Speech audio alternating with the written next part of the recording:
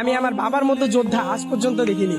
আমার বাবা আমার পড়াশোনার জন্য তার সর্বোচ্চ ত্যাগ করেছে, এটা আমি বলতে হবে। আমি ঘামতে দেখেছি, তবু থামতে দেখিনি। আমি আমার বাবার মতো যোদ্ধা আজ পর্যন্ত দেখিনি। আমার বাবা আমাকে খাওয়াতে গিয়ে, আমার পড়ালেখার খরচ বহন করতে গিয়ে যে কত অক্লান্ত পরিমাণ কষ্ট করেছেন, ওইটা আমি নিজের চোখ দিয়ে দেখেছি। এবং আমি ভবিষ্যতে যাই করতে চাই, আমি আমার বাবার জন্য করতে চাই।